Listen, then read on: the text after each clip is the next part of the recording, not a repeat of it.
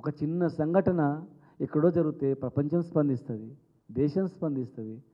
ఇలా దాదాపు ఒక 200 మంది అంధులు, వికలాంగులు, చిన్న చిన్న పిల్లలు సరైన బట్టలు లేక, వస్త్రాలు లేక, తిండి లేక వర్షానికి తడిసి అంటుంటే మరి దానికి మీకు ఎవరికైనా ఏమనిపిస్తలేదా?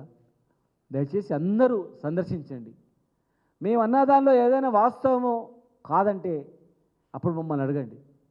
మీరు స్వయంగా చాలా చిన్న చిన్న యూట్యూబ్ ఛానళ్ళు, పెద్ద ఛానల్ ఉన్నాయి, అన్నిటికన్నా బ్రహ్మాండంగా ప్రజలకు తీసుకుపోయేటువంటిది. నిష్పక్షపాతంగా ఎవరికి భయపడకుండా, అదరకుండా, భయపడకుండా ధైర్యంగా యూట్యూబ్ ఛానల్ ద్వారా మీరు ఎంతో సాహసం చేస్తూ ప్రజల దృష్టికి తీసుకొస్తున్నారు, ప్రభుత్వం దృష్టి తీసుకొస్తూ ఉన్నారు.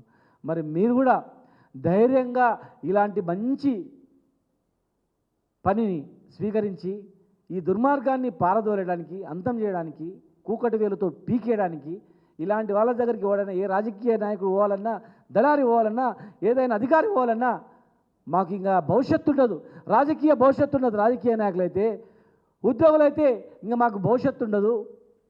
ఎవరికి కూడా దళారు అయితే మాకు భవిష్యత్తు ఉండదు, సర్వనాశనమయ్యే పరిస్థితి వస్తుందని చెప్పేటట్టు చేయాలి.